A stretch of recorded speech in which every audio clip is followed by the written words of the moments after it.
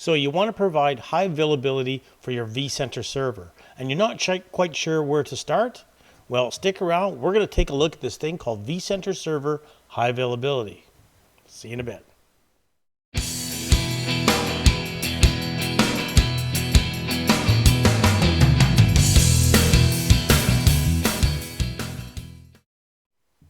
Thanks for sticking around. So in this video, we're going to talk about the feature called vCenter Server High Availability. Do not get this confused with vSphere High Availability. They are two different things. So stick around. We're going to have to talk about that. But before we jump into it, for those of you that support the channel, I really appreciate it. And if you haven't subscribed to the channel, please consider supporting the channel by clicking on subscribe. It's free. Just click on that button. Without subscribers, there's no content developers. Also, another way to support the channel is sharing and liking the videos. I'd really appreciate that. And I also have super thanks enabled. So I'd really appreciate it if you support the channel. So why don't we get to it? All right, so let's talk about, before we jump into what vCenter high availability is, let's talk about vSphere high availability. There are two different things. I've got videos on vSphere high availability, which I'll leave links at the end of the video for that. But what vSphere high availability does is it protects your VMs. A very simple way of looking at it, if your host fails, if your ESXi server dies, any VMs running on that server are now dead, right? vSphere high availability, you enable at the cluster level, right? And it will detect that that host failed, and it'll say, hey, you know what? This host had these VMs. We need to restart those VMs on surviving hosts in the cluster. So it's a vSphere cluster feature that you enable. And I've got videos describing all that and talking exactly about what it is. What is vCenter high availability? Now let me just get my iPad going here. So in my picture here, I've got my management network, which I'm showing you right there. I've got some ESXi hosts, possibly with some VMs running on them.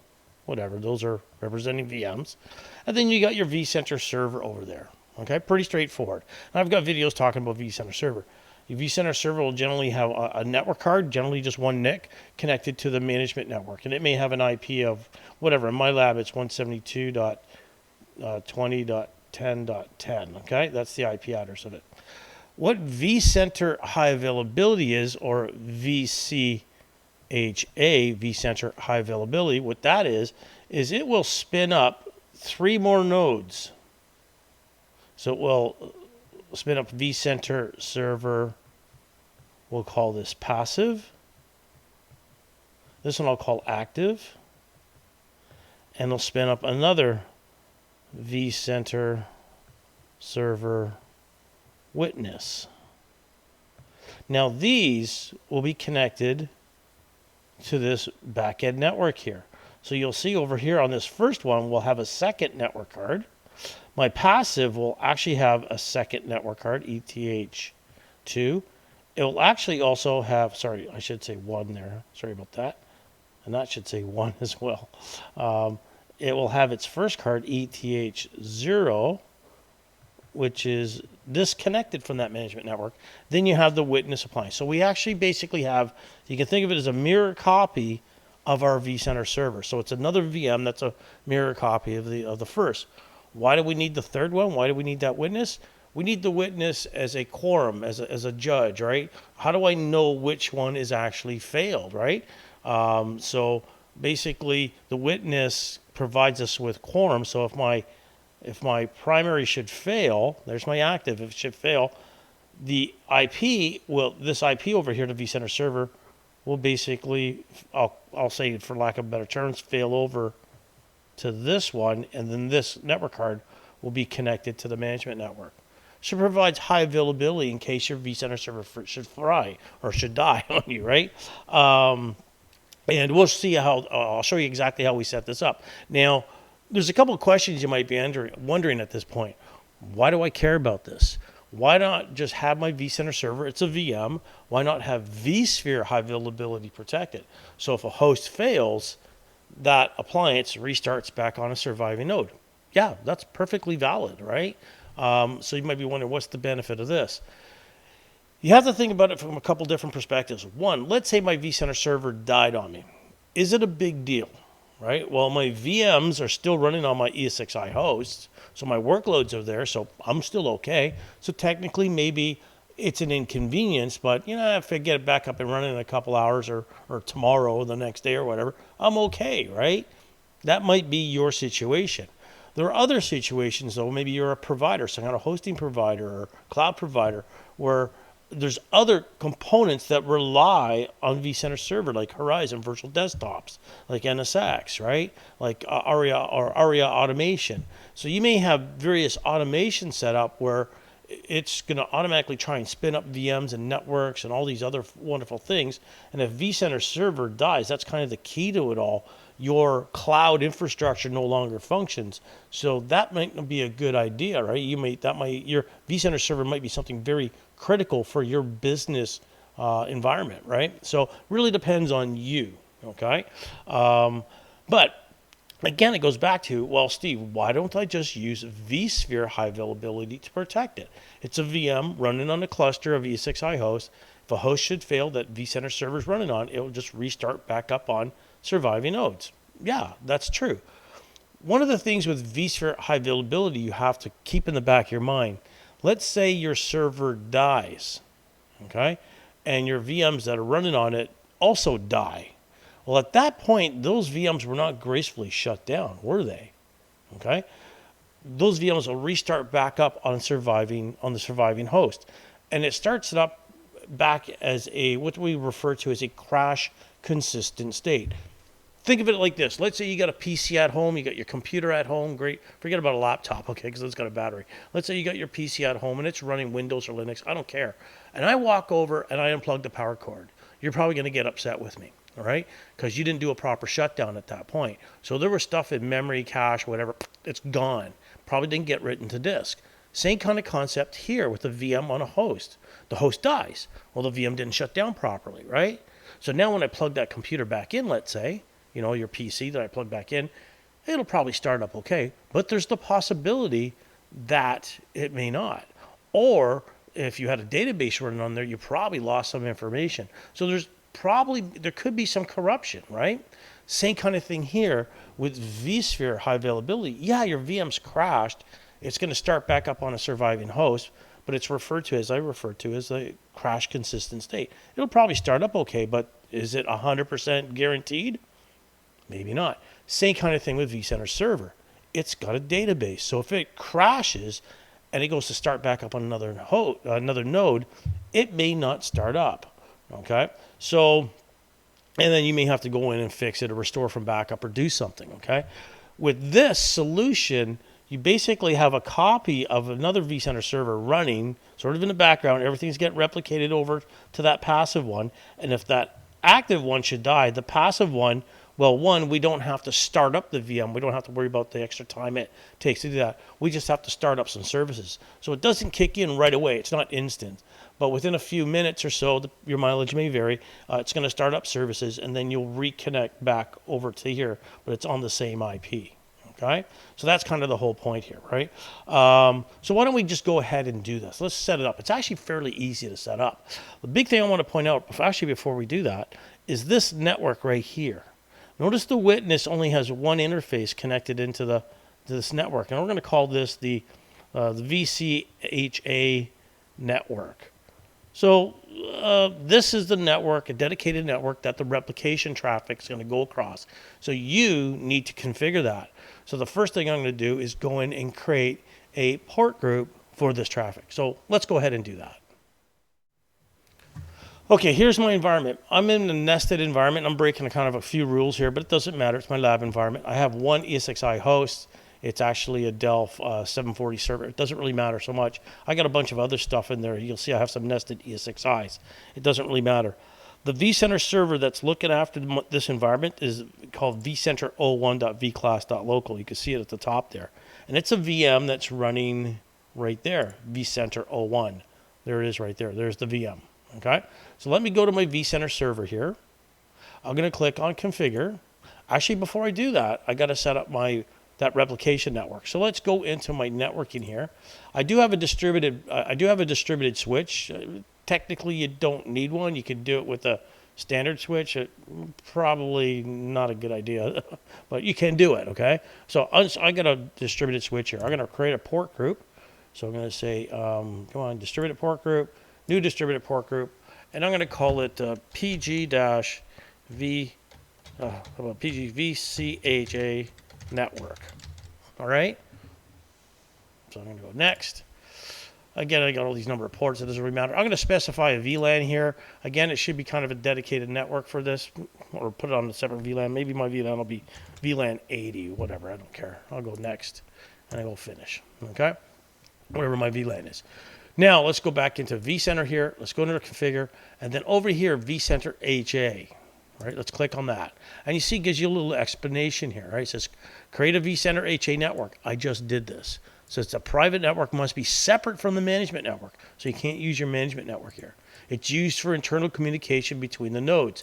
For best performance, the network latency between the nodes should be less than 10 milliseconds. You're not doing this across a WAN or anything like that. And I've read in the manuals where you need at least a gigabit per second throughput. So this is not a site-type disaster solution. That's not what this is for. You'll need to have an IP addresses for these additional nodes. So you see the picture over here. You got your active node over here. You got your passive, and you got your witness. I'm going to go set up vCenter HA. I'm going to click on that.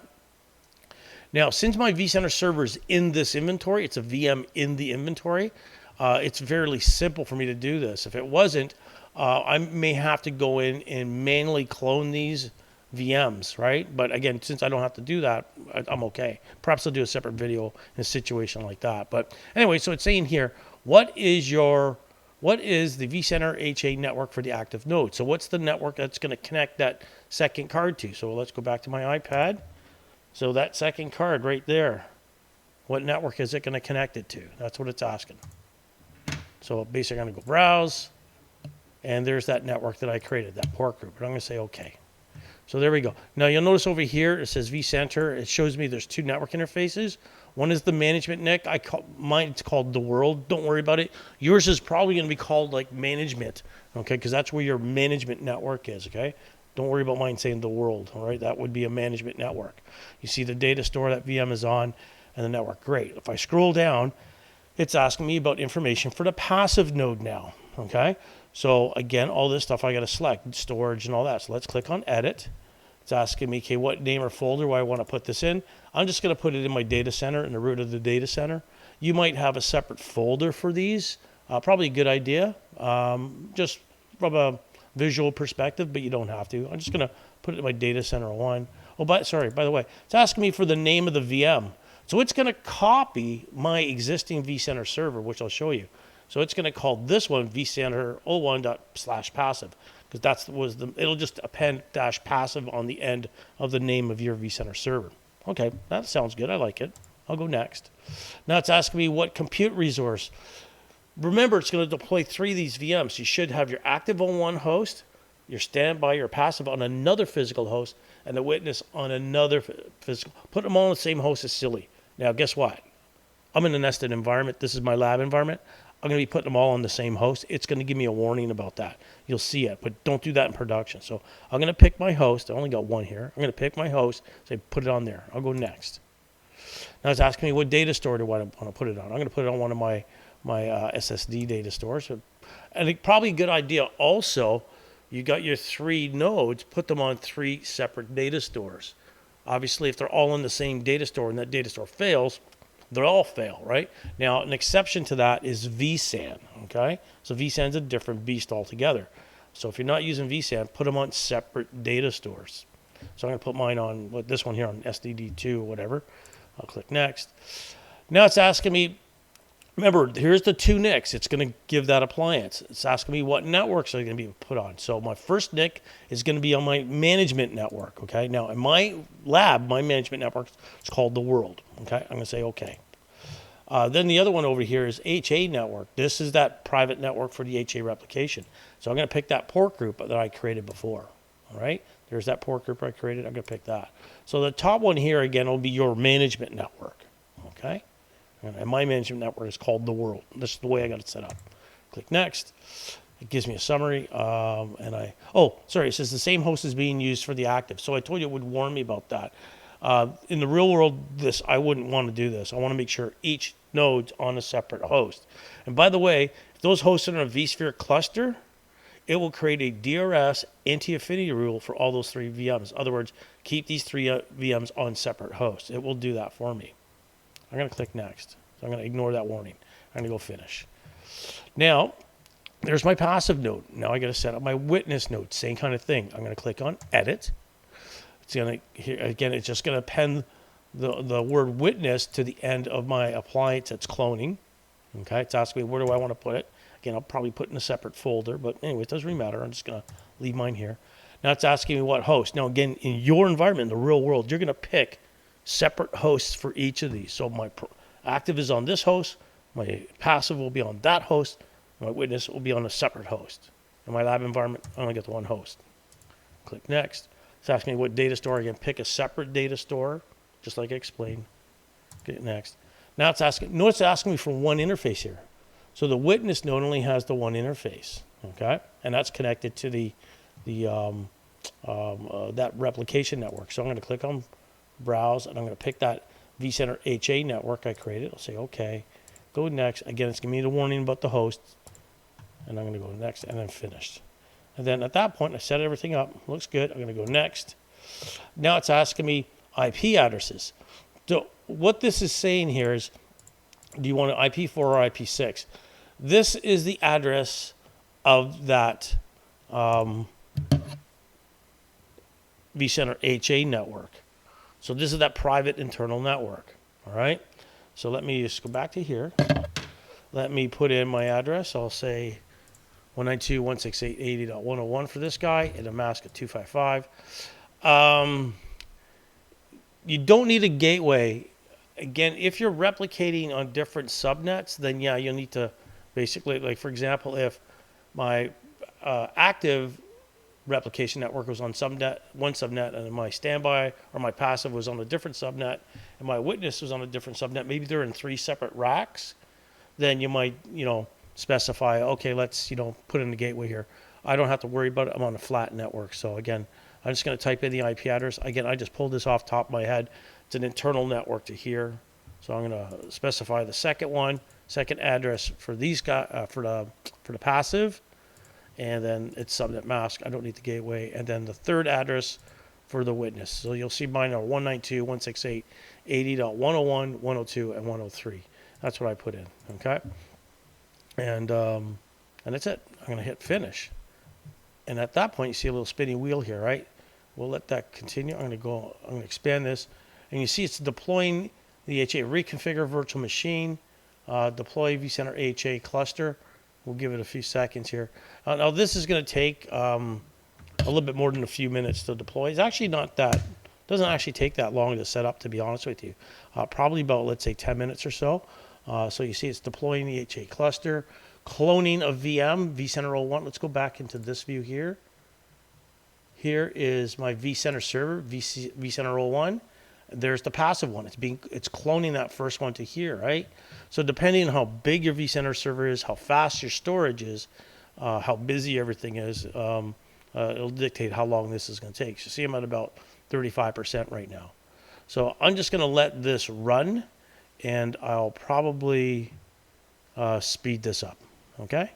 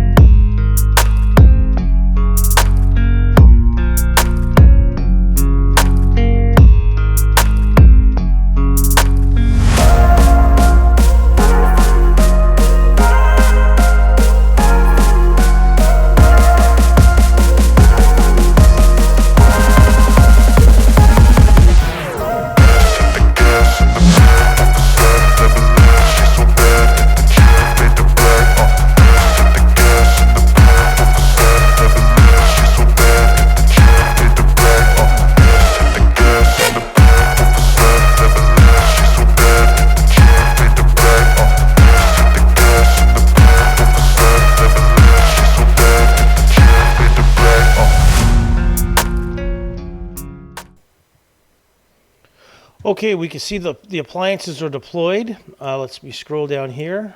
Didn't take too long, probably about 5-7 minutes for me. So there's the 3 appliances, my active, my passive, and my witness. More importantly, what I want to show you here, it's not finished yet. Oh, it just came up. Actually, you probably saw that in the previous thing. It might come up and show you that they're not synchronized, because it's still doing its initial synchronization. So you might have noticed that earlier before I switched the screen there. So basically, we're up and running, right? It didn't take that long. If I say 10 minutes, I'm probably exaggerating a little bit, right? So you'll see here, I got my active node. You'll see again, there is the IP address of the active NIC. So that's my vCenter server appliance here. That's VC01. If I actually go to summary here, you'll see there's 2 IPs. 192.168.70.20 and 192.168.80. Yeah, that's actually actually my little iPad. I wrote down the wrong address. That's my management IP of my vCenter server, 192.168.70.20, and then this is the address of the HA of that HA network. If I go to the passive, you'll see it only has 1 there, the 102, and the witness only has 103. If you actually look at the screens, let's look at the screen here. See on the witness, the passive is not really showing us much. The witness, let's see, what have we got here? Witness talking about failed to start. And again, these are kind of normal screens because again, it's a copy of the original vCenter server, right? So, anyways, let's go back to here, and we see everything's up and running. We see the active, the passive, and the witness. Okay, and when I click on these, you'll see more information down below on the networks. If I click on VM settings, if I click on that, what do we see here? Let me give it a few seconds, maybe a little bit more than a few seconds here. All right, but anyways, while we're looking at waiting for that to come up, we see the mode, it's currently enabled. Okay, so here we go, VM settings. You see the managing node. There's the vCenter server managing node, the name of the VM. Okay, so this is the active node settings. There's the name of the VM, that's the active node. The data store it's on, the host it's on, again, the local data store, and the NICs, the port group the NICs are connected to. So your first one's connected to your management network. I know mine says the world, but that's my management network. And then the second one will be connected to your vCenter server HA replication network, which we created. All right, so why don't we do this? I can initiate a failover, or I could remove vCenter HA if I want to. Let's initiate a failover, right? So right now I'm connected to, this is my appliance. There's the VM, vCenter 01, which is right over here, vCenter 01. Let me right click on this. Let's go edit settings. I'm going to go and disconnect the network adapters. And I'm going to simulate a failure. So I'm going to say OK. All right. So right now I've disconnected the network adapters on that vCenter appliance. So if I try to connect to it, the vCenter 1, it's going to spin around like that. So I'm going to disconnect from all that. Eventually, it would kick me out of that interface, because that's what would happen if you lost your vCenter server. And you see it's kind of spinning and spinning and spinning. All right. So we have to wait. This doesn't kick in instantaneously. Like I said, it detects the failure, the vCenter server, right? The active. The passive will then kick in. Again, notice this is site's unreachable, so no worries. Let's be patient. And it's got to start up the services on that other appliance here. All right. So let's just wait and see what happens. This should take probably at least a couple of minutes for it to come up. Notice here, no healthy upstream. That's a good indication the services are not running. So it's just starting the services on that passive appliance. Let's go to port 5480. Let's see if that's up yet. The service is not available. Again, if I wait a few seconds, I could actually go in and check some of the services. I could potentially connect through a command prompt. Let's try that out through SSH. I do have that enabled. That's not the one I want. This is the one I want. I'm going to log in as root.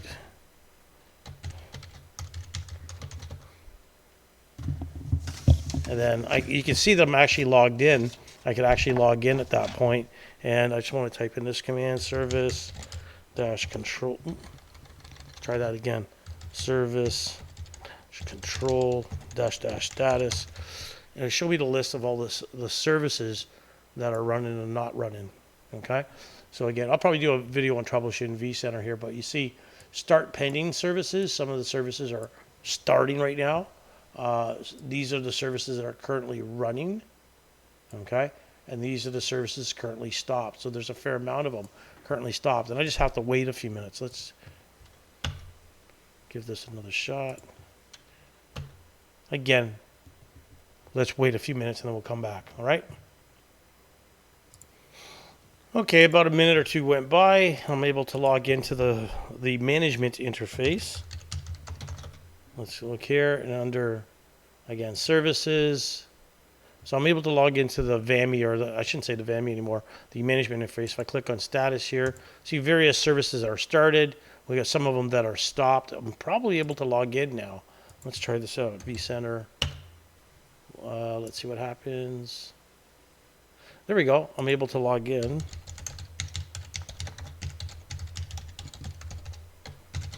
So this is a passive appliance that I'm actually logging into now. Remember, I disconnected the network card from my active one, right? So we give it a few seconds, and then bam, we're back in business.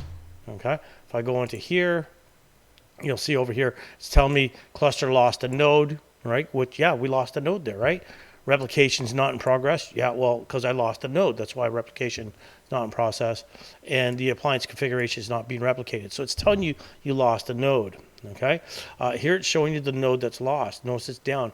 I could click on redeploy. Let's say that node is completely gone. If I click on redeploy over here, let's say it's completely gone, right? I can go through and redeploy. Notice it's called it passive. I'd probably call it active or whatever. But anyways, I'm not going to redeploy it. Okay. So you see it's down.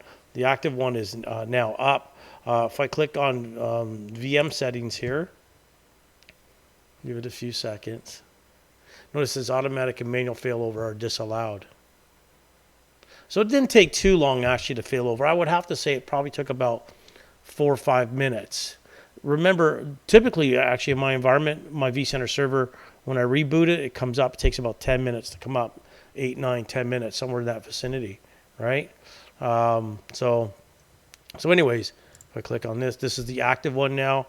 You actually see there it is. That's the VM that's actually running my active vCenter server.